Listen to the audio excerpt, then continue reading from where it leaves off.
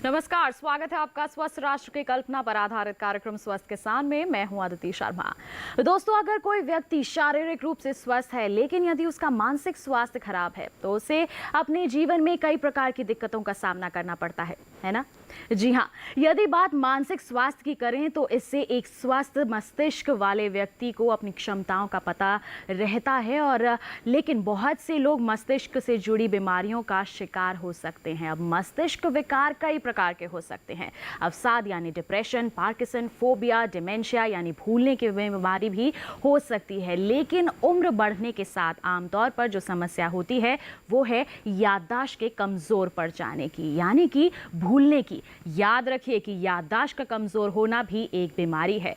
21 सितंबर यानी कि 2 दिन बाद पूरी दुनिया में अल्जाइमर डे है और आपको बता दें कि WHO के चौंकाने वाले आंकड़े बताते हैं कि पूरी दुनिया में हर 3 सेकंड में एक शख्स अपनी याददाश्त खो रहा है। जहां दुनिया भर में कम से कम 4 करोड़ 40 लाख लोग डिमेंशिया से ग्रस्त हैं तो वहीं भारत में लगभग 50 लाख से भी ज्यादा लोग डिमेंशिया से पीड़ित हैं। डिमेंशिया इंडिया रिपोर्ट के अनुसार इस समय दिल्ली में 20,000 महिला व पुरुष डिमेंशिया और उससे संबंधित अल्जाइमर बीमारी के शिकार हैं। बता दें आपको कि विश्लेषकों के अनुसार बड़ी संख्या में लोगों का गांव से पलायन होना, साथ ही साथ प्रतिस्पर्धा के अलावा एकल परिवार का होना यानी कि न्यूक्लियर फैमिली का होना, साथ ही तलाक या नौकरी खोने जैसी बातें भी मानसिक समस्या का कारण बन सकती हैं।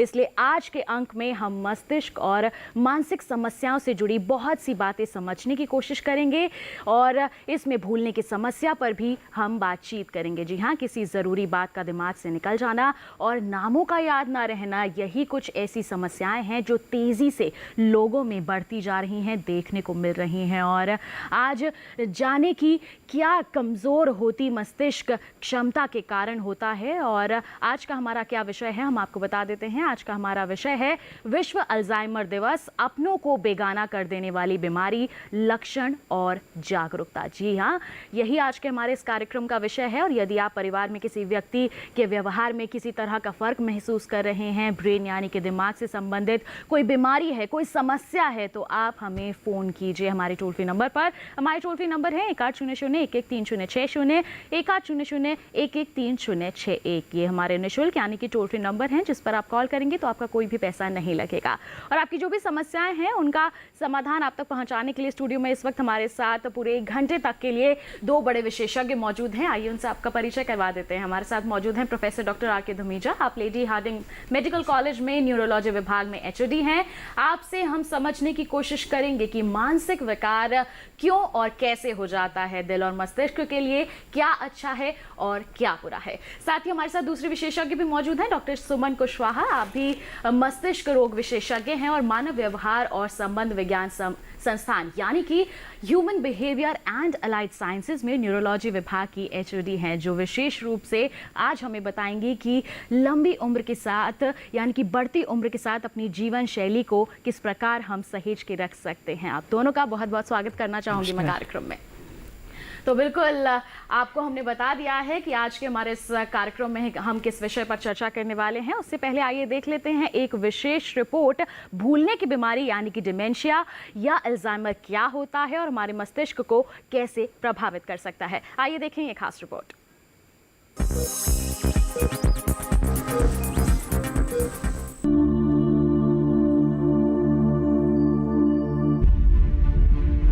भूल जाओ, पुरानी बातें भूल जाओ। कई बार बड़े बुजुर्ग सलाह देते हैं कि पुरानी बातें भूल जानी चाहिए, लेकिन क्या आप जानते हैं भूलने की आदत भी एक बीमारी है। जी हाँ, तरक्की के नए मुकाम की ओर अग्रसर होते विज्ञान के इस युग में भी हम अक्सर छोटी छोटी बातें भूल जाते हैं। कभी रुमाल तो कभी सेलफोन या फिर किसी जरूरी बात का दिमाग से निकल जाना, बातचीत करते समय विषय का ध्यान से हट जाना, अभी मैं क्या कह रहा था। ये कुछ ऐसी समस्याएं हैं जो तेजी से बढ़ती जा रही है। गौरतलब है कि भूलने की समस्या पहले बुजुर्ग लोगों में देखने को मिलती थी, लेकिन आज दौड़ के साथ नौजवान भी इसके शिकार हो रहे हैं। फिर बात चाहे शहरों की हो या गांव की, खेत की हो या खलियानों की, यह समस्या हर जगह देखी जा सकती है। इस बीमारी में सबसे पहला असर हमारे काम और स्वभाव पर पड़ता है, लेकिन आमतौर पर हम इन लक्षणों को समझ नहीं पाते। व्यक्ति के बदलाव और व्यवहार को पहचान नहीं पाते, जान नहीं पाते कि वो क्या सोच रहा है, क्या करना चाह रहा है, क्या बोलना चाह रहा है, और अक्सर हम व्यक्ति को थका हुआ या भुलक कर कह देते हैं। लेकिन यह सच नहीं है। सच यह है कि यह एक रोग है जिसे मेडिकल की भाषा में डिमेंशिया कहते हैं। डिमेंशिया के पहले लक्षण में व्यक्ति अक्सर भूल जाते हैं कि अभी अभी वे क्या कर रहे थे। वे लोगों के नाम भूल जाते हैं, समय, तारीख, यहाँ तक कि कहाँ जा रहे थे उसे भी पूरी तरह भूल जाते हैं। यहाँ तक कि पड़ोसियों के चेहरे को याद रखना भी उनके लिए मुश्किल होता है। बता दें कि हमारे दिमाग के भीतर कई अलग अलग सेल्स होते हैं, इसे देखिए, जो अलग अलग काम करते हैं। जी हाँ, हमारे दिमाग में न्यूरोट्रांसमीटर भी होता है जो हमारी याददाश्त को बनाए रखता है। लेकिन तनाव के कारण पैदा होने वाली इस बीमारी में हमारे दिमाग की तंत्रिकाएं शिथिल हो जाती हैं। मेमोरी को सहेज कर रखने वाला लिम्बिक सिस्टम भी कमजोर पड़ जाता है और हमारी मेमोरी लॉस होने लगती है। ये समस्या दो तरह की हो सकती है। पहले में हम तुरंत किए हुए काम और बातों को भी याद नहीं रख पाते, और दूसरे प्रकार की बीमारी में व्यक्ति पुरानी बातों को पूरी तरह भूल जाता है। इन्हें देखिए, दिमाग में होने वाले बदलाव को। चूंकि अलग अलग तरह का डिमेंशिया दिमाग के अलग अलग हिस्सों के प्रभावित होने से होता है।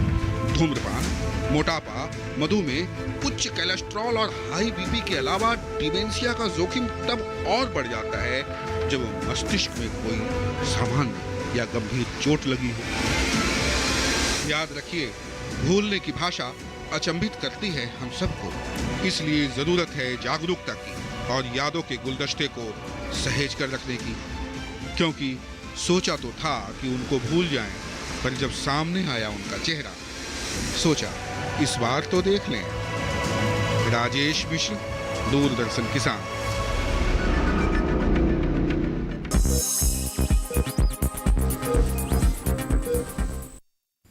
तो अभी आपने देखी बहुत ही ज्ञानवर्धक रिपोर्ट, जिसमें बहुत विस्तार से बताया गया है कि भूलने की बीमारी आखिर है क्या। लेकिन मस्तिष्क से रिलेटेड और भी बहुत से बिंदु हैं जिस पर आज हम विस्तार से चर्चा करेंगे।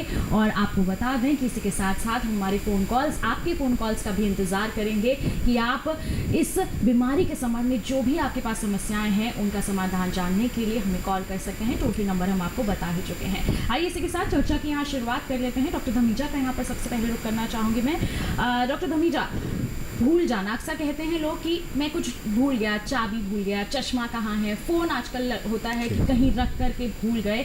तो ये सभी जो बातें हैं आजकल अक्सर सुनाई देती हैं। अगर हम डिमेंशिया या अल्जाइमर की बात करें तो ये है क्या, आखिर क्या कारण होता है इनका? जो अल्जाइमर्स डिजीज़ है या एक डिमेंशिया का एक रूप है, वो एक समूह है, एक सिंड्रोम है। बहुत सारे उसके लक्षण हैं और उसमें से एक लक्षण है कि यादाश्त का कमज़ोर होना या मेमोरी का जो है इम्पेयरमेंट होना।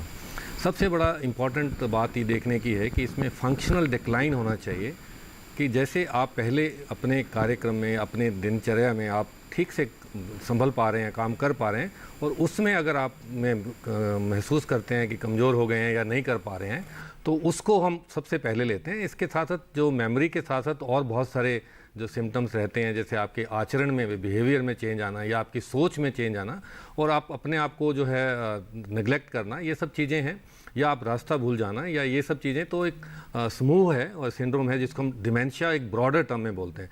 लेकिन जो आपने अभी चर्चा की कि रोज़मर्रा की ज़िंदगी में हम चश्मा रख के भूल गए या चाबी रख के भूल गए, वो बिनाइन फॉरगेटफुलनेस नाम की एक चीज़ होती है जो हम सबके साथ थोड़ी थोड़ी ज़रूर रहती है। लेकिन जब ये आपकी दिनचर्या में बाधा बने, जब ये आपके काम करने की क्षमता को कम कर दे, आपको ये महसूस होने लगे कि आपका फंक्शनल डिक्लाइन हो रहा है, आप काम नहीं कर पा रहे हैं, तब हम उसको कहते हैं कि शायद ये हो सकता है कि डिमेंशिया हो। जी बिल्कुल। तो ये हमें समझने की ज़रूरत है कि ये किन कारणों के चलते हो रहा है। ऐसे में डॉक्टर सुमन, आपके पास आना चाहूँगी। हम डिमेंशिया और अल्जाइमर की यहाँ पर बात करते हैं, तो ये क्या एक ही अवस्था है या अलग अलग हम इसे मान सकते हैं? आपने ये जो पूछा कि डिमेंशिया और अल्जाइमर्स एक ही चीज़ है, देखिए डिमेंशिया एक बड़ा सिंड्रोम है जिसके अंदर बहुत सारी चीज़ें आती हैं, और जो अल्जाइमर्स डिजीज़ है वो इसका एक मेन प्रोटोटाइप है। अल्जाइमर्स डिजीज़ से हम किसी भी डिमेंशिया को समझ सकते हैं।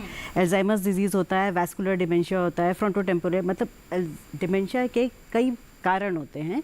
सबसे जो प्रमुख कारण है जिसको हमें समझने की ज़रूरत है वो अल्जाइमर्स डिजीज़, जिसका इंसिडेंस बहुत ज़्यादा है। इसके अलावा वैस्कुलर डिमेंशिया जो सेकंड कॉमन कॉज है वो होता है। अल्जाइमर्स डिजीज़ जैसे कि आपने बताया कि विश्व भर में, और अगर मैं इसको बहुत ही सीधा उदाहरण देकर समझाने की कोशिश करूँ तो हर 100 एल्डरली व्यक्ति में से 5 लोगों को डिमेंशिया होने की संभावना होती है। तो ये एक बहुत ही सीधा सा सिंपल सा सोल्यूशन है कि अगर 100 एल्डरलीज हमने खड़े करे तो उसमें से किन्हीं 5 को भी डिमेंशिया हो सकता है। तो इंसिडेंस हमारे डिमेंशिया का बहुत ज़्यादा बढ़ रहा है। और जो रिस्क फैक्टर्स की बात अगर हम इसमें करते हैं तो सबसे पहले देखिए, एजिंग एक यूनिवर्सल फिनोमिना है, हम सबको एज होना है, एवरीबडी हैज़ टू एज, सब लोगों की उम्र बढ़ेगी। एजिंग का सबसे पहला जो रिस्क फैक्टर्स है वो एज है। वंस यू एज, आपकी जैसी उम्र बढ़ती है तो कुछ व्यक्तियों में ये जो भूलने की बीमारी है जिसको हम डिमेंशिया या अल्जाइमर्स डिजीज़ कहते हैं, इसकी संभावना बढ़ जाती है। तो अल्जाइमर्स डिजीज़ में बढ़ती उम्र सबसे बड़ा रिस्क फैक्टर है। उसके बाद बहुत सारे रिस्क फैक्टर्स हैं। ये एक जेनेटिक प्रीडिस्पोजिशन भी होता है। ApoE4 नाम की एक जीन होती है जो आपको डिमेंशिया के लिए प्रीडिस्पोज करती है जी। एक genetic. Third is family history.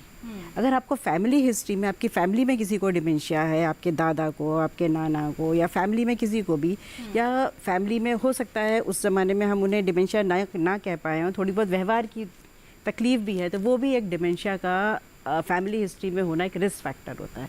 चौथी चीज़ जो बहुत ही इम्पॉर्टेंट है वो है मॉडिफाइबल रिस्क फैक्टर, जिनको हम कहते हैं जैसे डायबिटीज़ और ब्लड प्रेशर।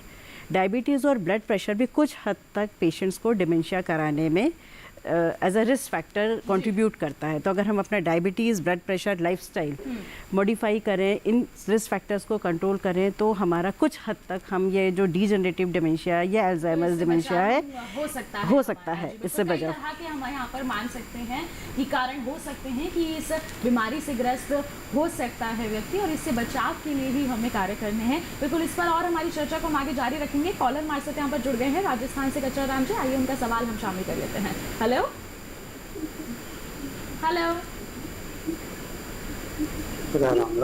हेलो। हाँ हेलो मैडम जी नमस्कार, स्वागत है। हाँ नमस्ते मैडम। अपना सवाल पूछिए। हेलो जी, अपना सवाल पूछिए। आवाज नहीं आ रही है। हेलो, अपना सवाल पूछिए।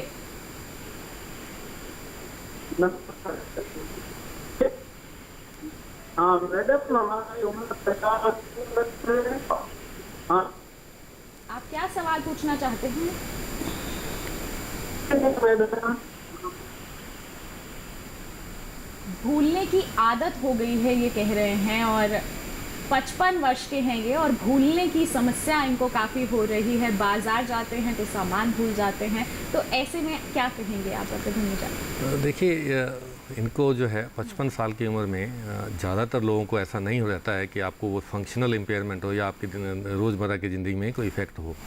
लेकिन इसी चर्चा को मैं आगे बढ़ाना चाहता हूँ, और इनके प्रश्न का जो उत्तर उसी में है कि जैसे जैसे हम देख रहे हैं कि लाइफ एक्सपेक्टेंसी बढ़ रही है, हमारी पॉपुलेशन एजिंग हो रही है। जैसे फॉर एग्ज़ाम्पल हमारे इंडिपेंडेंस के टाइम पे हमारी लाइफ एक्सपेक्टेंसी जो थी वो 40s में थी, और आज के टाइम पे अब 70s में है। तो हमारी जो बुज़ुर्गों की संख्या है वो भी बढ़ रही है, और उससे के साथ साथ ये बुज़ुर्गों की होने वाली बीमारियां, जिसमें एक डिमेंशिया भी है, वो भी बढ़ रहा है। जब आप आंकड़ों की बात कर रहे थे तो ये जो 4.4 करोड़ आपने कहा, तकरीबन 5 करोड़ के आसपास जो लोग डिमेंशिया के हैं दुनिया में, और हर वर्ष जो है इसकी संख्या में 1 करोड़ की वृद्धि हो रही है। तो बढ़ रहे हैं, तो आप अंदाज़ा लगा सकते हैं कि कितनी तेज़ी से ये जो है बीमारी बढ़ रही है, क्योंकि बुज़ुर्गों की संख्या भी बढ़ रही है। उसके साथ साथ जो एजिंग के साथ साथ जो दूसरी लाइफस्टाइल बीमारियां हैं वो भी बढ़ रही हैं। सो इनका जो प्रश्न है कि 55 वर्ष की उम्र में, तो ये देखा गया है कि 65 साल से जो नीचे के जो आयु के लोग हैं उनमें डिमेंशिया बहुत कम होता है। हो सकता है यंग ऑनसेट डिमेंशिया, या जिसको हम कुछ लोगों में रैपिडली प्रोग्रेसिव डिमेंशिया भी रहता है। लेकिन 65 साल से अगर ऊपर लेंगे और 80 साल तक जाएंगे तो तकरीबन हर 20 में से एक व्यक्ति को है, 5% की, और वो 80 से ऊपर जाएंगे तो हर 5वें व्यक्ति को है। सो इतनी इसका मैग्नीट्यूड है, इतना इसकी प्रॉब्लम है, और ये बहुत ज़रूरी है हम लोगों को जागरूक करें ताकि समय पर इसका जो है डायग्नोसिस और समय पर इसका जो है कंफर्मेशन और डायग्नोसिस बने। उसके बहुत सारे फायदे हैं जी, चल जाए तो और सही समय पर उसका उपचार भी हो सकता है, सही तरीके से उपचार भी हो सकता है, किस तरह से और हमारे लोगों को जागरूक किया जा सकता है, इस पर हम विस्तृत चर्चा करेंगे। लेकिन एक छोटे से ब्रेक के बाद कहीं मत जाइए, देखते रहिए हमारा लाइव फोन इन कार्यक्रम स्वस्थ किसान और बने रहिए दूरदर्शन किसान पर।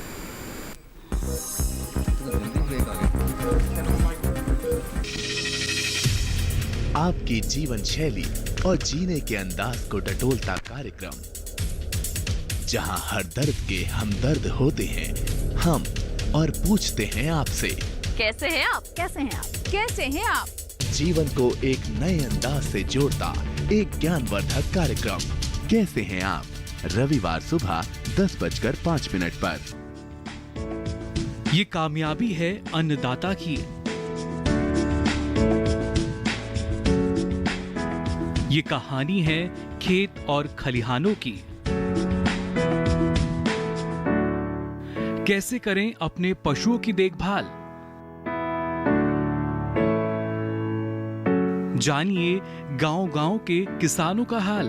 देखिए गांव किसान, सोमवार से शुक्रवार दोपहर 12 बजे, सिर्फ डीडी किसान पर।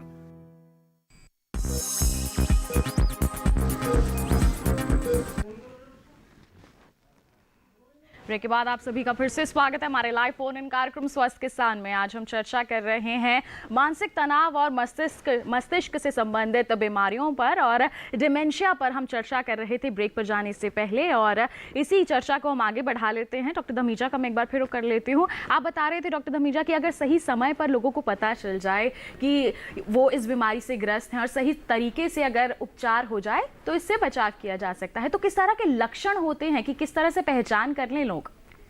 सबसे पहला तो लक्षण यही है कि अगर आपको ये बीमारी जो है यादाश्त की, जो आपको भूलने की समस्या जो है, अगर आप बहुत ज़्यादा आपको ये तंग कर रही है, या आपको ये आपके जो फैमिली मेम्बर्स हैं वो आपको ये बताते हैं कि आपको सुबह क्या खाया था, आप ये नहीं ध्यान पर रख पा रहे हैं कि आपने नाश्ता क्या किया है, या आप रास्ता भूल गए हैं, या एक ही बात को बार बार दोहरा रहे हैं। तो सबसे बड़ा पहला लक्षण यही रहता है कि जो ये मरीज है वो एक ही बात को बार बार पूछता है या बार बार दोहराता है। सबसे बड़ा लक्षण यही है। दूसरा जो है, आपके हो सकता है कि आचरण में या व्यवहार में चेंज आए, आपको बिहेवियर में चेंज आए, आपको जो है ऐसे सिम्टम्स लेंगे कि आपको बहुत गुस्सा आ रहा है, या आप सो नहीं पा रहे हैं, या आप चिल्ला रहे हैं।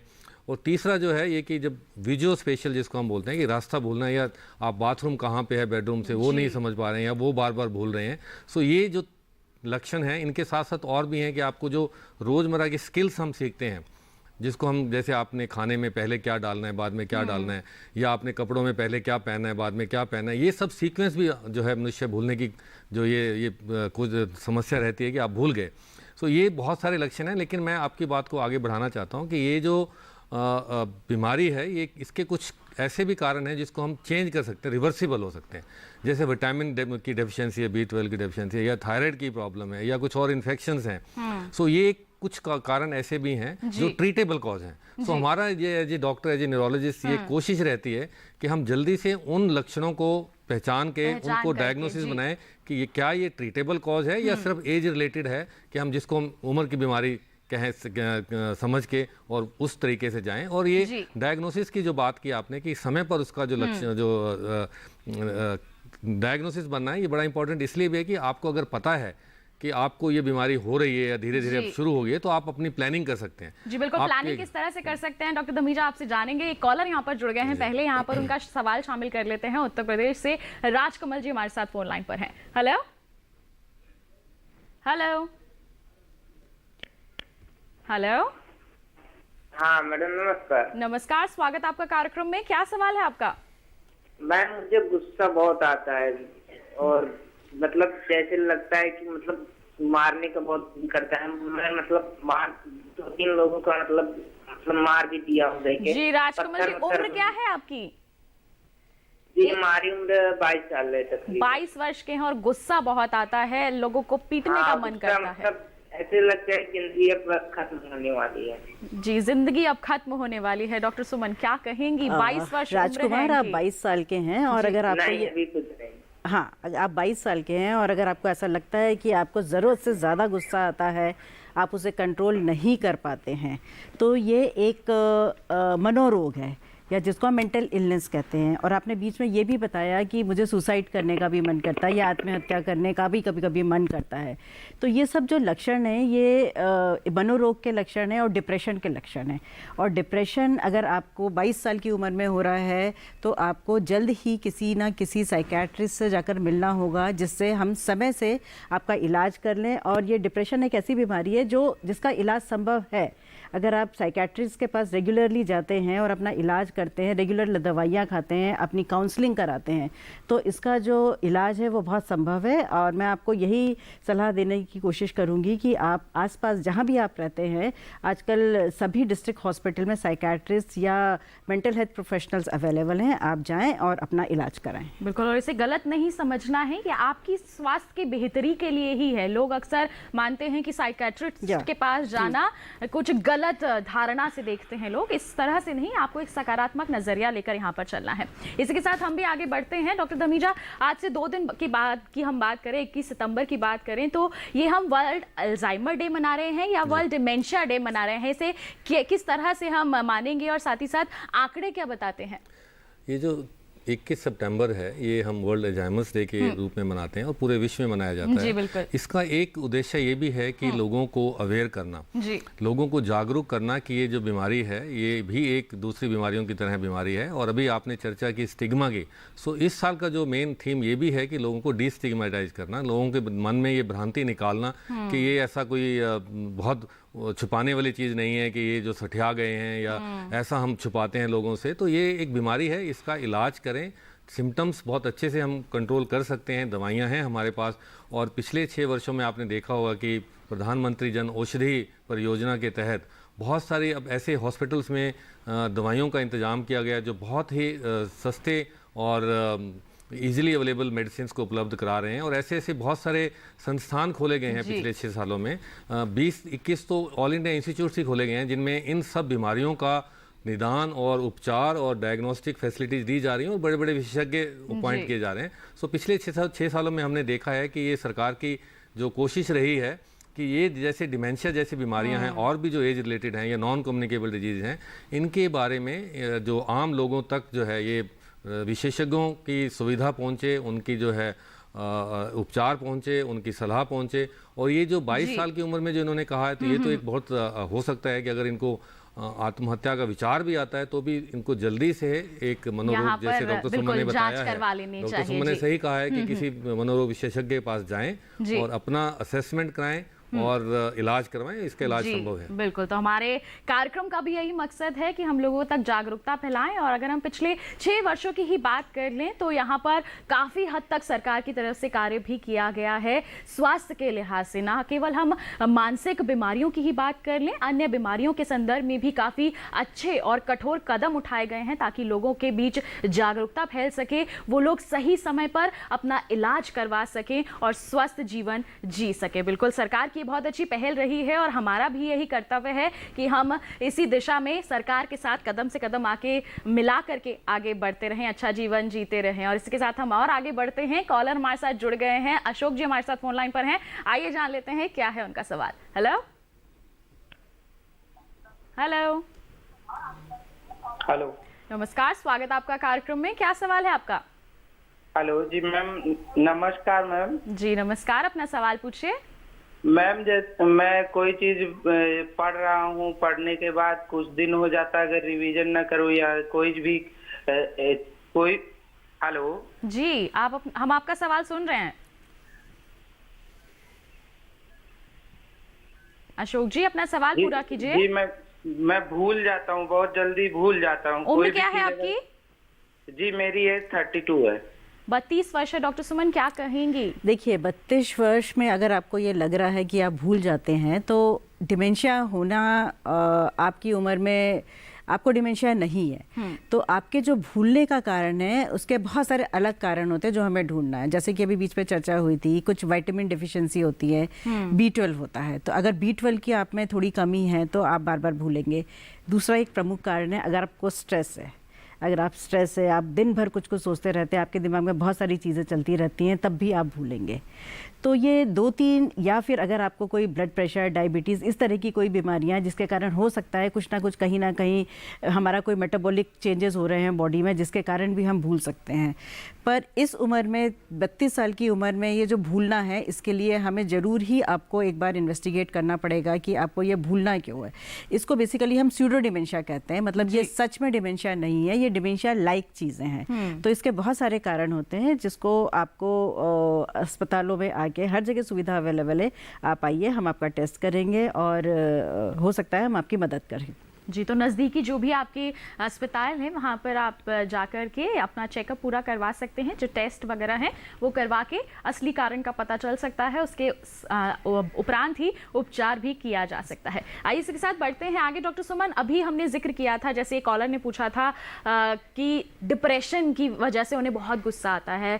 आजकल लोग बहुत ज़्यादा जागरूक भी हो रहे हैं डिप्रेशन के संदर्भ में कि होता क्या है, और पहले क्या होता था, लोग छुपाते थे, लेकिन अब खुल के बात करते हैं। तो ऐसे में आप क्या कहेंगी कि आम सी बात समझने लग गए हैं अब डिप्रेशन को लोग? देखिए, ऐसे में क्या कहेंगे आप? आपने ये बहुत अच्छा सवाल पूछा कि डिप्रेशन एक बहुत ही नॉर्मल मेंटल डिसऑर्डर है। आपको भी डिप्रेशन हो सकता है, मुझे भी डिप्रेशन होता है। हालात बहुत ज़्यादा मैटर करते हैं डिप्रेशन में।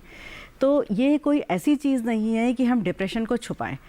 डिप्रेशन अगर आपको है, आप अपने घर वालों से, अपने दोस्तों से, अपने पड़ोसियों से, या अपने प्राइमरी हेल्थ केयर के डॉक्टर से जाके मिलें, बात करें। और कभी कभी तो ऐसा होता है कि आपको किन्हीं दवाइयों की भी ज़रूरत नहीं पड़ती है, सिर्फ बातचीत से, क्लिनिकल साइकोलॉजिस्ट की हेल्प से, काउंसलिंग से हम आपके डिप्रेशन का निदान कर सकते हैं। तो डिप्रेशन बहुत कॉमन बीमारी है, इसमें आपको बिल्कुल ये झिझकने की या शर्म आने की ज़रूरत नहीं है कि मुझे डिप्रेशन हो रहा है तो मैं कैसे आगे जाऊँ, किससे बात करूँ। एवरीबडी, कहीं भी आप जाएंगे, डिस्ट्रिक्ट हेल्थ में, शहरों में, गाँवों में, आपको अस्पतालों में, सरकारी अस्पतालों में डिप्रेशन के लिए हेल्प ज़रूर मिलेगी। जी बिल्कुल, आप दोनों से मैं डिप्रेशन पर आपकी राय ज़रूर लूंगी। कॉलर यहाँ पर जुड़ गए हैं, पहले मैं उनका सवाल शामिल कर लेती हूँ, फिर डिप्रेशन पर हम विस्तृत चर्चा यहाँ पर करते हैं। मध्य प्रदेश से इस वक्त दलपत जी हमारे साथ फोन लाइन पर हैं, आइए जान ले क्या है उनका सवाल। हेलो। हेलो जी नमस्कार, स्वागत आपका कार्यक्रम में। क्या सवाल है आपका? हेलो दीदी, नमस्कार जी, अपना सवाल पूछिए। हाँ, डॉक्टर साहब से मैं एक निवेदन मैं ग्राम माधोपुर से दलपत सिंह गुजर बात कर रहा हूँ दीदी। जी, अपना सवाल पूछिए। कि ये याददाश्त तो हमारी बहुत बढ़िया है, मतलब जितनी पुरानी से पुरानी चीज हो उसको भूल। मेरा प्रश्न ये है कि जो मुझे पुरानी याददाश्तें जो है वो भूलने का प्रयास तो नहीं होता है, पर इन चीजों में कभी कभी थोड़ी सी झिझक आ जाती है। मतलब किसी चीज पर अपन थोड़ा जोर या ताकत देते हैं तो मुझे नींद लग जाती है। जी, क्या कहेंगे डॉक्टर धमीजा ऐसे में? ये देखिए, अल्जाइमर्स डिजीज़ में एक ख़ास तरह से भूलने की बीमारी होती है कि जो आपकी जो नई मेमोरी जो बनती है, जो नई चीज़ें जो हैं, जो शॉर्ट टर्म मेमोरी है, उसमें अक्सर दिक्कत रहती है। पुरानी, बहुत सारी पुरानी चीज़ें, 20 साल पुरानी, 10 साल पुरानी, 30 साल पुरानी चीज़ें ज़्यादातर वो इंटैक्ट रहती हैं, लेकिन नई मेमोरी स्टोर करने में और उसको रिट्रीव करने में वहाँ पे दिक्कत रहती है। ये एक लक्षण है। लेकिन इन्होंने ये कहा है कि इनकी मेमोरी तो ठीक है, लेकिन इनको थोड़ा जोर लगाना पड़ता है। तो ये एक सामान्य सी बात है। जैसे जैसे उम्र बढ़ती है, कई बार हम किसी का चेहरा पहचानने में थोड़ा देर लगाते हैं, लेकिन उस समय पता लग जाता है। या कोई वर्ड फाइंडिंग में दिक्कत रह सकती है, कोई शब्द आपको ध्यान में नहीं आ रहा, लेकिन आपने थोड़ी सी कोशिश की तो वो आ जाता है। सो ये एक जो प्रोसेस है डिमेंशिया से पहले वाली भी जो है हो सकती है, जिसको हम MCI बोलते हैं, माइल्ड कॉग्निटिव इम्पेयरमेंट। लेकिन ये जो जितना ये मैं समझ पा रहा हूँ उसमें ऐसा कोई डिमेंशिया का लक्षण लगता नहीं है। लेकिन हम बात कर रहे थे कि और दूसरे जो इसके लक्षण हैं, जैसे इन्होंने एक याददाश्त की बात की, इसके साथ साथ और भी बहुत सारे लक्षण रहते हैं। और डिमेंशिया सिर्फ एक यही मेमोरी प्रॉब्लम नहीं है, स्किल्स की प्रॉब्लम है, आचरण की प्रॉब्लम है, और आपको रास्ता वाला जो विजुअल फेशियल प्रॉब्लम है, जो बाकी की जो चीज़ें हैं, बहुत सारे हैं। ये अब अगर मैं आपको समझाने की कोशिश करूँ सरल भाषा में, तो जो हमारा दिमाग है, जो ब्रेन है, वो एक इसमें अलग अलग कमेटियां बनी हुई हैं, लेकिन हर कमेटी का भी अपना एक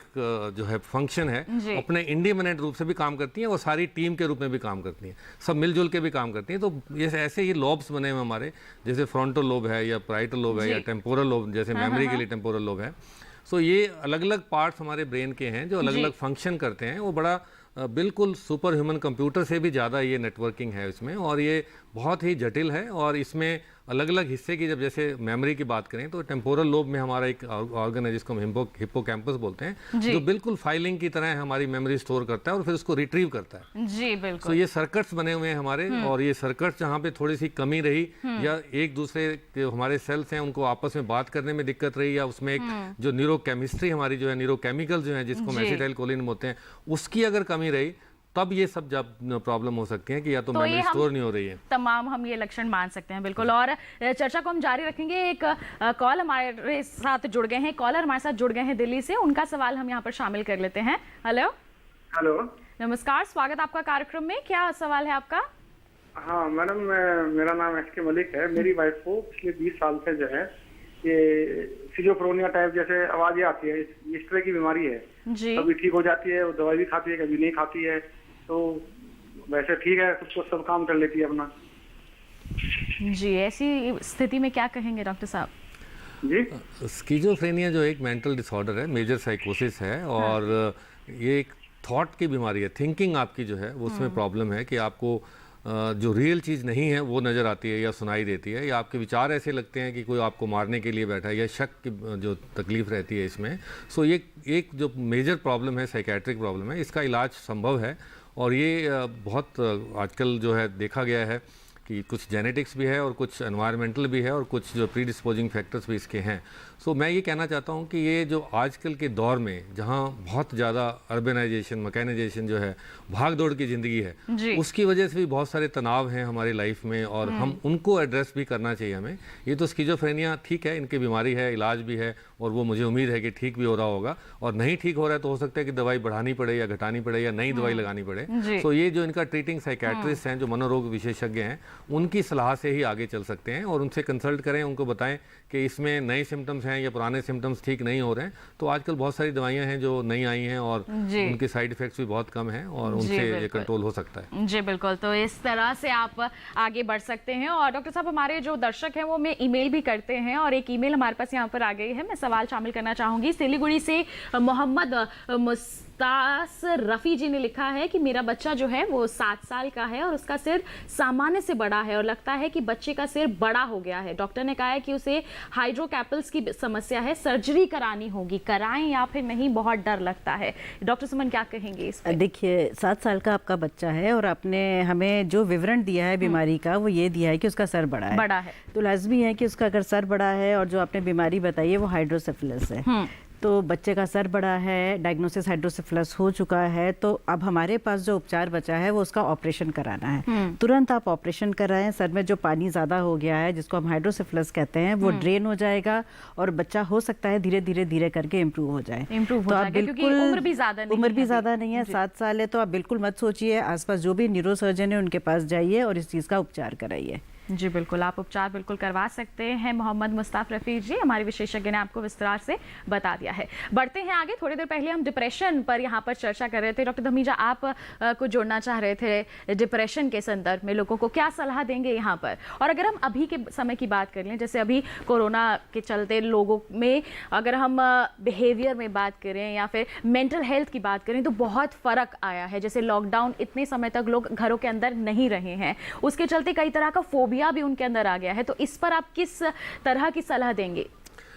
मैं आपको 2 चीज़ें बताना चाहता हूँ कि एक तो डिप्रेशन एज सच जो है, किसको हम डिप्रेशन बोलते हैं, इसका एक DSM-5 जो हमारा मैनुअल है उसमें बड़ी क्लियरली बताया गया है कि जब आपका जो है 2 हफ्ते से ज़्यादा अगर आपको तकलीफ़ है, आपका मन नहीं ठीक है, उदास है, रोने का मन करता है, आपको भूख नहीं लग रही है, आपको नींद नहीं आ रही है, आप में ताकत नहीं है, एनर्जी नहीं है कि आप काम करने का मन करें, या आप आम भाषा में आप अपने जीवन को आनंदित नहीं महसूस कर पा रहे हैं, या अखबार नहीं पढ़ पा रहे हैं, बच्चों के साथ टाइम नहीं बिता रहे हैं, या टीवी नहीं देख रहे हैं, रोजमर्रा की चीजें हैं वो नहीं कर पा रहे हैं, नहीं उसका आनंद उठा पा रहे हैं, या काम में मन नहीं लग रहा है, तो अगर ये 2 हफ्ते से ज़्यादा होते हैं तो हम इसको डिप्रेसिव इलनेस या डिप्रेशन बोलते हैं। सो डिप्रेशन की जो ज़्यादातर जो है ये कुछ सूडो डिप्रेशन के कारण हो सकते हैं, पर ज़्यादातर डिप्रेशन ट्रीटेबल है। 6 से 8 महीने हम दवाइयाँ देते हैं जिनको हम एंटी डिप्रेसेंट्स बोलते हैं। कुछ बीमारियाँ होती हैं जो डिप्रेशन के रूप में आ सकती हैं, जैसे आप वो बीमारियाँ एज की बीमारियाँ, पार्किंसन डिजीज है, तो उसमें आदमी चुपचाप रह सकता है, या आपको फेस से लगता है कि ये बिल्कुल भी आनंदित महसूस नहीं कर रहा है, या इसमें स्लो हो गया है, या शेक कर रहा है, या उसमें ये सब चीज़ें डिप्रेशन के लगती हैं, लेकिन वो डिप्रेशन नहीं है, वो एक अलग बीमारियां हैं। ऐसी और भी बहुत सारी बीमारियां हैं। तो मेरा ये मानना है कि इनको जो जिसको भी डिप्रेशन का सिम्टम्स लगता है, तो उनके फैमिली वालों को, केयरर्स को जाके अपने मनोरोग विशेषज्ञ से जाके सलाह लें और ये चेक कराएं कि वाकई में डिप्रेशन है या नहीं है। और चेक कराने में कोई हर्ज नहीं है। हमें अगर बीमारी का पता चल जाएगा तो हम सही तरीके से यहाँ पर इलाज भी करवा लेंगे। बिल्कुल। दूसरी बात मैं कोरोना से आपको बताना चाहता हूँ। जी बिल्कुल, कोरोना की जो स्थिति है उसका हमारे मस्तिष्क पर किस तरह का असर पड़ा है, और साथ ही साथ मस्तिष्क के नर्व सेल में अगर गड़बड़ी हो जाती है तो क्या असर पड़ता है, इन तमाम बातों पर मैं आपसे विस्तार से चर्चा करूंगी डॉक्टर धमीजा और डॉक्टर सुमन। लेकिन एक छोटे से ब्रेक के बाद आप कहीं मत जाइए, देखते रहे हमारा लाइव फोन इन कार्यक्रम स्वस्थ किसान और बने रहिए दूरदर्शन किसान पर।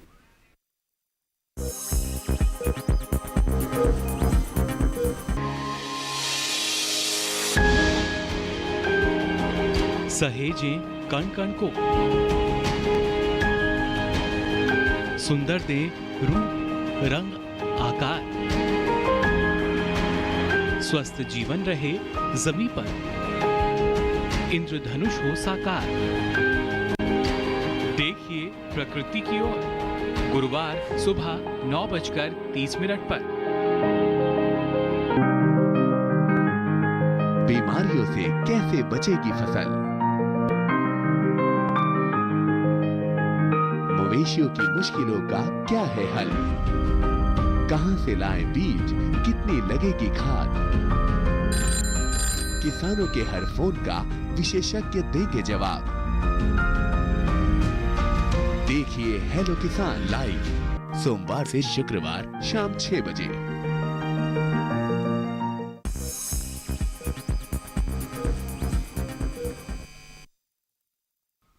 ब्रेक के बाद आप सभी का फिर से स्वागत है हमारे लाइव फोन इन कार्यक्रम स्वस्थ किसान में। आज हम चर्चा कर रहे हैं अल्जाइमर और डिमेंशिया पर। जी हाँ, अगर आपके पास कोई भी सवाल है तो आप हमारे टोल फ्री नंबर पर कॉल कर सकते हैं, अपने सवाल हमसे पूछ सकते हैं। देश के 2 बड़े विशेषज्ञ इस वक्त स्टूडियो में हमारे साथ मौजूद हैं जो आपकी समस्याओं का समाधान आप तक जरूर पहुंचाएंगे। और आपको बता दें इस वक्त भी एक कॉलर हमारे साथ जुड़े हुए हैं, उनका सवाल शामिल कर लेते हैं, फिर हमारे विशेषज्ञों से अपनी चर्चा डिप्रेशन के संबंध में हम जारी रखेंगे। इस वक्त गुजरात से कॉलर जुड़े हुए हैं, आइए जान ले क्या है उनका सवाल। हेलो हेलो, नमस्कार, स्वागत आपका कार्यक्रम में। नमस्कार जी, क्या सवाल है आपका? अच्छा, मेरा एक ये सवाल था जी कि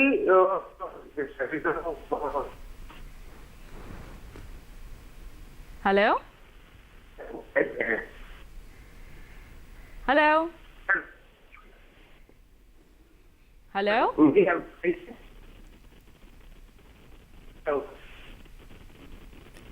हम आपकी आवाज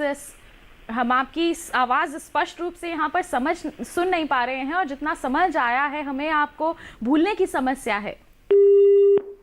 इनका फोन डिस्कनेक्ट हो गया है और भूलने की समस्या के संदर्भ में ये कुछ जानना चाह रहे थे। जी, क्या कहेंगे डॉक्टर सुमन?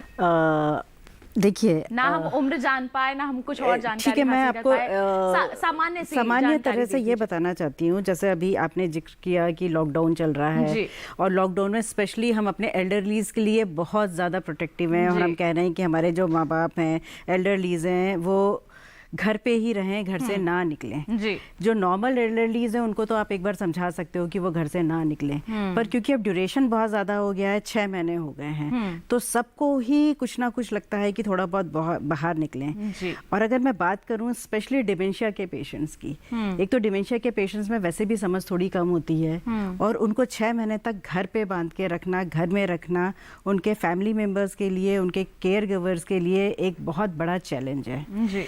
तो जो हमने हमारे हॉस्पिटल में किया है, हमारे जो डिमेंशिया के पेशेंट्स हैं उनसे हमने इलेक्ट्रॉनिकली या फिर वीडियो कॉल पे या फिर टेलीमेडिसिन से हमने उनको कनेक्ट किया है।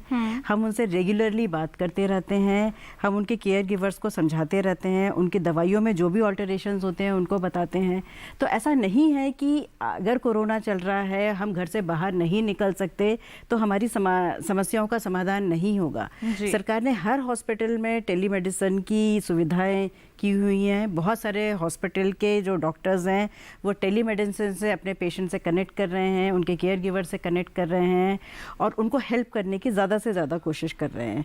तो मैं चाहती हूँ ठीक है हमारे घर में एल्डरलीज़ हैं, पर अब क्योंकि अब 6-8 महीने हो गए हैं, हम बहुत ज़्यादा दिनों तक उन्हें अंदर नहीं रख सकते हैं, तो उन्हें एक सेफ़ इन्वायरमेंट में अगर आप थोड़ी देर के लिए घर से बाहर वॉक करने के लिए जाते हैं, पर इम्पॉर्टेंट ये है कि जो भी कोविड अप्रोप्रिएट बिहेवियर है जी, जैसे कि मास्क पहनना, मास्क ज़रूर पहने। आप उनको मास्क पहन के 15-20 मिनट तक अपने साथ ले जाकर घुमाकर वापस ला सकते हैं, उनकी दवाइयों का कंट्रोल कर सकते हैं। और इस तरह से क्योंकि अब हमें नॉर्मलाइज धीरे धीरे होना पड़ेगा, हम हमेशा घर पे नहीं रह सकते हैं, तो इम्पॉर्टेंट है कि हम थोड़ी बहुत जितनी भी सुविधाएं अपने एल्डरलीज को घर पे और घर के बाहर उनको असिस्ट करके, this is known as assisted living, घर में हमारे एल्डरलीज को हमें असिस्ट करना है, उनको हेल्प करना है, उनका जो मेंटल स्टेटस है उसको ठीक रखना है, उनकी जो बीमारियां हैं उनको ठीक करना है। तो आप टेलीमेडिसिन से अगर आप नहीं जाना चाहते हैं, कनेक्ट करिए अपने डॉक्टर से, फैमिली डॉक्टर से, किसी भी हॉस्पिटल से।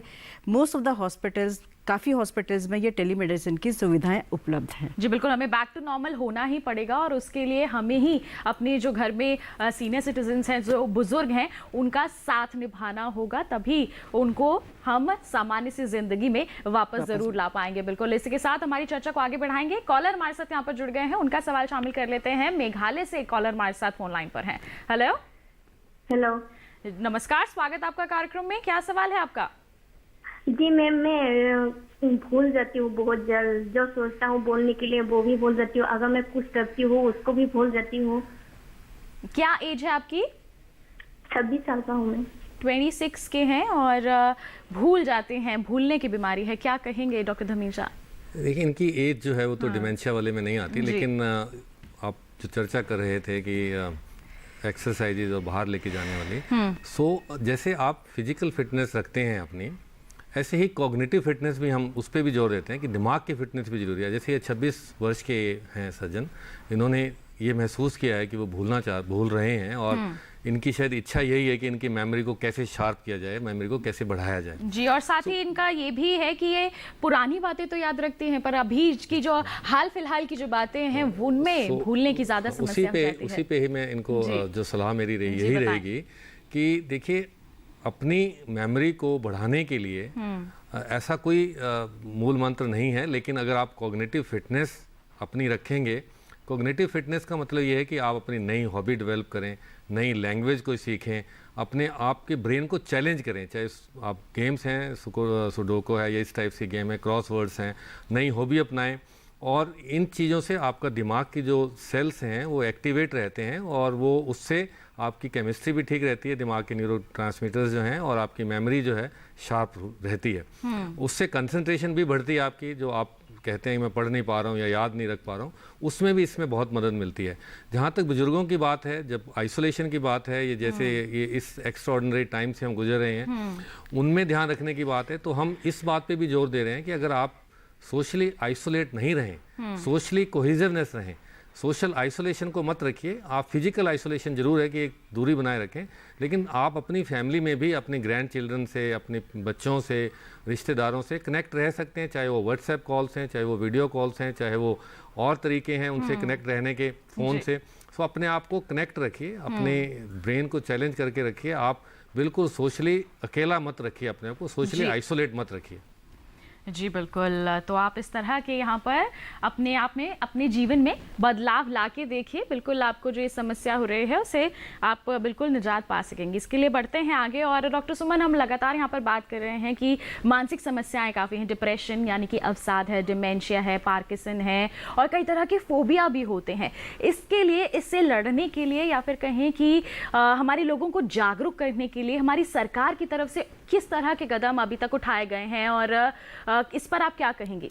देखिए, सरकार की तरफ से अगर हम आपने मुझसे जो सवाल पूछा है, तो सरकार ने जो प्रोग्राम एक चलाया हुआ नेशनल मेंटल हेल्थ प्रोग्राम जी, उसके तहत हर डिस्ट्रिक्ट लेवल पे हर गांव तक हमारी सरकार ने मेंटल हेल्थ प्रोफेशनल पहुंचाने की कोशिश करी है और बहुत हद तक हम इसमें सफल भी हुए हैं। हर डिस्ट्रिक्ट हॉस्पिटल में एक मेंटल हेल्थ प्रोफेशनल अवेलेबल है।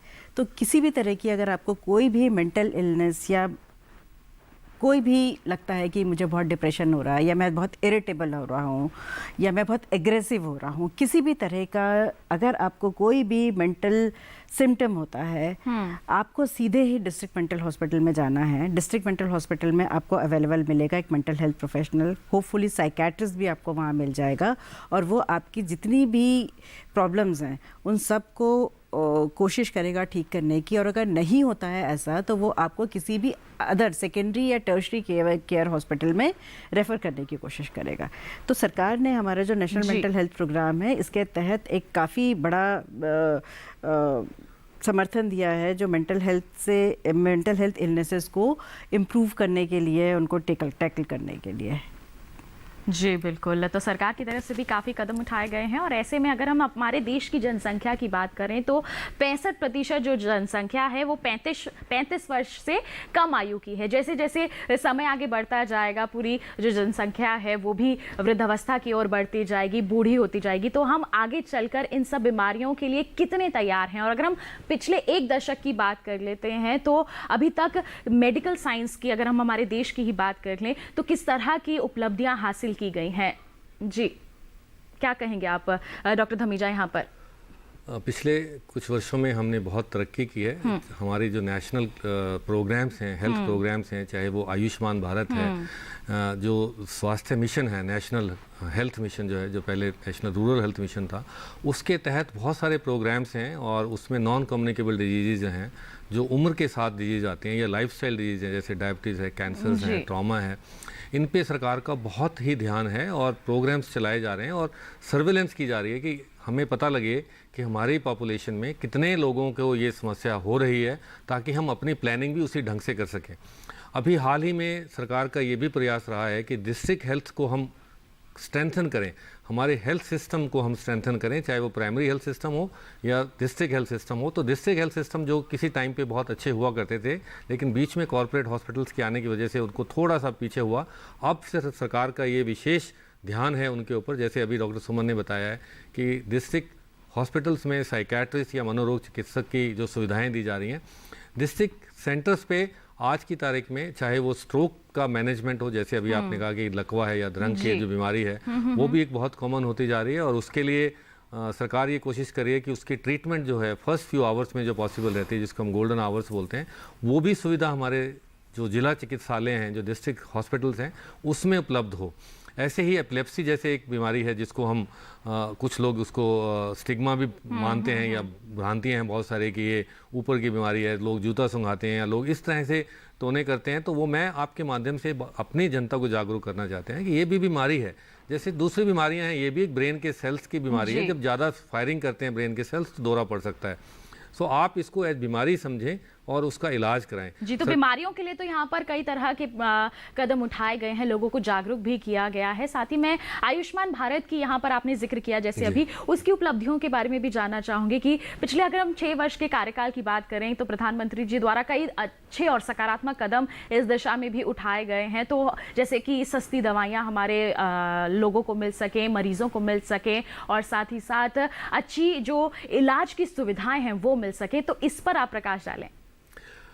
ये जो आयुष्मान भारत है, ये जो स्कीम है, ये गेम चेंजर है। ये सरकार का प्रयास है कि हर एक व्यक्ति को एक लिमिट के नीचे जो है उसको एक तरह का इंश्योरेंस मिले कि वो किसी भी हॉस्पिटल में जाके अपना इलाज करवाए और सरकार उसका खर्चा वहन करे। तो ये बहुत सारे लोग इसका फ़ायदा उठा रहे हैं और ये पिछले सालों में देखा गया है कि बहुत सारे लोगों तक पहुँच रही है। इसके अलावा बहुत सारी जो नई इंस्टीट्यूट्स बनी हैं, चाहे वो कैंसर इंस्टीट्यूट्स हों या चाहे वो साइकेट्रिक इंस्टीट्यूट्स हों, तो उसमें भी सरकार ने बहुत इन्वेस्ट किया है और सरकार की जो पॉलिसीज़ हैं वो इस दिशा में है कि हमारे जो हेल्थ जो पहले बहुत नेग्लेक्टेड एरिया रहा है, जैसे हमारी जीडीपी के सिर्फ 1% या 0.9% जो है, जो आंकड़ा जो है वो हमारे हेल्थ पे स्पेंड था पब्लिक की तरफ से सरकारी अस्पतालों में। जी। टोटल जीडीपी जो देश का है प्राइवेट और सरकारी अस्पतालों को मिलाकर 4 या 5% के बीच में है। लेकिन सरकार अब जो लाई है वो ये है कि इसको 1% से बढ़ाकर पहले 3% किया जाए, फिर 5% किया जाए। तो एक पॉलिसी बनाई गई है, प्लानिंग बनाई गई है। जो यूनिवर्सल हेल्थ कवरेज जो सरकार का ये उद्देश्य रहा है और सस्टेनेबल डेवलपमेंट गोल्स जो बनाए गए हैं 2030 तक, उनकी दिशा में सरकार बहुत तेजी से आगे बढ़ रही है और मुझे यकीन है कि इन सब का जो फायदा होगा आम जनता तक पहुंचेगा। बहुत ही जल्द आम जनता तक इन सभी सरकारी कदमों का जो परिणाम है या फिर कहीं फल है वो पहुंचेगा। तो काफ़ी अच्छा यहाँ पर हम स्वास्थ्य के संबंध में बदलाव देखने को बिल्कुल तैयार हो जाएंगे। इसी के साथ हम आगे बढ़ते हैं और एक कॉलर हमारे साथ यहाँ पर जुड़ गए हैं, उनका सवाल हम यहाँ पर शामिल कर लेते हैं। निर्मला जी हमारे साथ चित्तौड़गढ़ से फोन लाइन पर हैं। हेलो हेलो जी, नमस्कार, स्वागत आपका कार्यक्रम में। क्या सवाल है आपका? मैं ये बोल रही कि 14 साल का लड़का है जी, वो याद करता है तो उसको याद नहीं रहता है पढ़ाई में याद नहीं रहता है और याद करने की समस्या हो रही है। डॉक्टर सुमन क्या कहेंगे आप? 14 वर्ष के हैं। 14 वर्ष का आपका बेटा है और अगर उसे याद नहीं रहता है तो एक बहुत छोटा सा टेस्ट होता है जिसको हम IQ टेस्टिंग कहते हैं और ये सब जगह पे उपलब्ध है। तो आप अपने बेटे की एक IQ की जांच ज़रूर कराएं, उससे हमें ये पता चल जाएगा कि उसकी मेंटल एबिलिटी या उसके दिमाग की कितनी कैपेसिटी है, वो कहाँ तक चीज़ें याद कर पाएगा, कहाँ तक अपनी चीज़ों को सस्टेन कर पाएगा। तो एक IQ टेस्ट उसका मैं ज़रूर आपको कहूँगी कि वो जाके आप कराएं। जी, पहले आप IQ टेस्ट यहाँ पर जरूर करवा लीजिए। इसी के साथ बढ़ते हैं आगे। कॉलर क्या कहूँ मैं, माफ कीजिएगा, मेल यहाँ पर आ गए है और वो शामिल कर लेते हैं। वेस्ट बंगाल नदिया जिले से रमेश कुमार मजुमदार जी की मेल है डॉक्टर साहब, और ये लिखते हैं कि मेरी माता जी की उम्र 65 वर्ष है।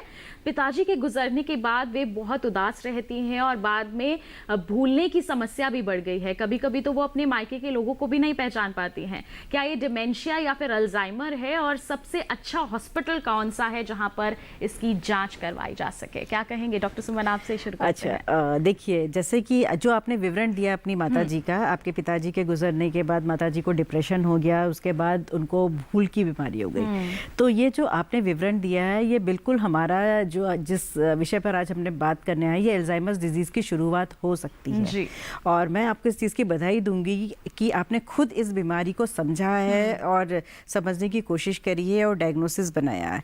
जहाँ तक कि दूसरा सवाल जो आपने किया है कि इनको हम कहाँ ले जाएं, आप गुवाहाटी से बोल रहे हैं, आई गेस पश्चिम बंगाल से बोल रहे हैं। तो पश्चिम बंगाल में अगर जो भी नियरेस्ट आपके पास हॉस्पिटल है, अगर आप कैलकाटा जा सकते हैं तो कैलकाटा में भी बहुत अच्छे न्यूरोलॉजिकल इंस्टीट्यूट्स हैं, वहाँ आप जाके अपनी माता जी का पूरा इन्वेस्टिगेशंस करा सकते हैं, इलाज करा सकते हैं, क्योंकि उनकी शुरुआत अभी हुई है और अभी हो सकता है कि बीमारी का एकदम स्टेज 1 हो, शुरुआती हो, स्टेज 1 हो, तो हम आपकी मदद कर सकें और कुछ सिम्टम्स, कुछ हद तक ये दवाइयाँ जो अवेलेबल हैं उनसे हम कंट्रोल कर सकें। जी बिल्कुल। तो इसी के साथ आइए हम बढ़ते हैं आगे और जैसे कि हमारी विशेषज्ञ ने आपको बता दिया है, आप ये कदम उठा सकते हैं। इसके साथ हम बढ़ते हैं आगे और अब डॉक्टर सुमन, एक रिपोर्ट के मुताबिक हमने देखा है कि हर चौथे सेकंड में एक व्यक्ति को ब्रेन स्ट्रोक की समस्या होती है, जबकि हर चौथे मिनट में इस बीमारी से एक व्यक्ति की जो है मृत्यु भी हमने आंकड़ों के मुताबिक हम बात कर रहे हैं यहाँ पर देखिए है। तो किन स्थितियों में ऐसा होता है? देखिए, आपने ये एक बहुत ही इम्पॉर्टेंट मुद्दा उठाया, स्ट्रोक। स्ट्रोक हमारे देश का एक बहुत ही कॉमन न्यूरोलॉजिकल डिसऑर्डर है और जो भी आंकड़े आपने बताए हैं, मैं ये बताना चाहूँगी, अगर आपको, और स्ट्रोक की कोई उम्र नहीं होती जी। स्ट्रोक यंग स्ट्रोक भी हो सकता है, एल्डरली में तो संभव है ही है। तो अगर यंग स्ट्रोक भी है या एल्डरली स्ट्रोक है, जो सबसे इम्पॉर्टेंट बात है वो ये है कि स्ट्रोक के सिम्टम्स को आप पहचानें। अगर आप स्ट्रोक के सिम्टम्स को पहचान लेते हैं और टाइमली, इसमें गोल्डन आवर की हम बात करते हैं जो डॉक्टर धमीजा ने भी जिक्र किया था, 4.5 घंटे में अगर आपको स्ट्रोक हुआ है और विदिन 4.5 घंटे आप किसी भी अस्पताल में जहां एक्यूट स्ट्रोक मैनेजमेंट की सुविधाएं अवेलेबल है। मेट्रोज के मोस्ट ऑफ द हॉस्पिटल्स में ये एक्यूट स्ट्रोक की सुविधाएं अवेलेबल है। आप वहाँ जाके अपना इलाज तुरंत करा सकते हैं और रिकवरी आपकी कम से कम 60 to 70 to 80%, अगर आप टाइम पे पहुँच गए हैं 4.5 घंटे में, तो आप इसका फ़ायदा उठा सकते हैं। मैं आपको एक इम्पॉर्टेंट चीज़ यहाँ जो ये बताना चाहूँगी, बहुत सारे हमारे दर्शकों को, बहुत सारे हमारे लोगों को ये नहीं पता होता कि स्ट्रोक एक्चुअली होता क्या है। जी बिल्कुल, तो समय की कमी है डॉक्टर सुमन मेरे पास यहाँ पर, तो आपसे गुजारिश है जल्द से आप बता दें। एक बहुत सिंपल सा फॉर्मूला है जिसको हम फास्ट कहते हैं। फास्ट मतलब एफ। अगर आप बोल रहे हैं और आपका मुंह थोड़ा सा टेढ़ा हो रहा है, आप ठीक से बोल नहीं पा रहे हैं, वो एफ है। ए है अगर आप हाथ अपना उठा रहे हैं और हाथ आपका मुड़ रहा है, आपकी कोशिश कर रहे हैं, ताकत नहीं लग पा रही है।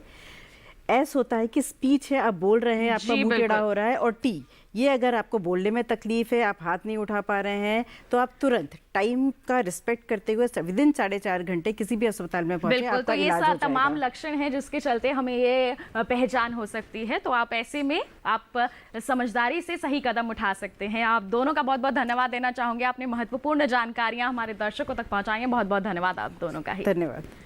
तो दोस्तों, हम उम्मीद करते हैं कि आपने हमारे विशेषज्ञों की सलाह ध्यान से सुनी होगी और उससे आप ज़रूर लाभान्वित हुए होंगे। और समय के अभाव के कारण हमारे कुछ मेल बच भी गए हैं। पहला है हजरतगंज लखनऊ से प्रभा दुबे का। उन्होंने लिखा है कि सुबह उठते ही छींक और जुकाम के साथ बुखार आ जाता है। और रांची से अजय सिन्हा ने पूछा है कि उनकी माँ एक लंबे अरसे से माइग्रेन की मरीज़ हैं, क्या इससे जड़ से ख़त्म किया जा सकता है या फिर नहीं। हम बिल्कुल आपकी जो समस्याएँ हैं उनको हमारे विशेषज्ञों के समक्ष रखेंगे और फिर से आपको जो समस्या का समाधान है वो ज़रूर बताएंगे, जिसकी सूचना आपको कार्यक्रम से 2 दिन पूर्व टीवी के माध्यम से ज़रूर मिल जाएगी। और आप हमें लगातार लिखते रहें, उसके लिए आप हमारा पता नोट कर लीजिए। आपको बता देते हैं हमारा पता क्या है। डीडी किसान, दूसरी मंजिल, कमरा नंबर 7, केंद्र कार्यक्रम निर्माण केंद्र, दूरदर्शन, खेलगांव, नई दिल्ली 110049। आप हमारी ईमेल आईडी भी यहाँ पर नोट कर सकते हैं। हमारी ईमेल आईडी है swasthkisan@gmail.com। जी हाँ, ये हमारी ईमेल आईडी है, आप इसे नोट कर लीजिए। इस पर आप हमें ईमेल भेज सकते हैं। तो बस आज के लिए इतना ही। अब अगले सप्ताह आपसे मुलाकात होगी, तब तक के लिए स्वस्थ रहिए, मंगल रहिए, दूरदर्शन के साथ देखते रहिए। नमस्कार।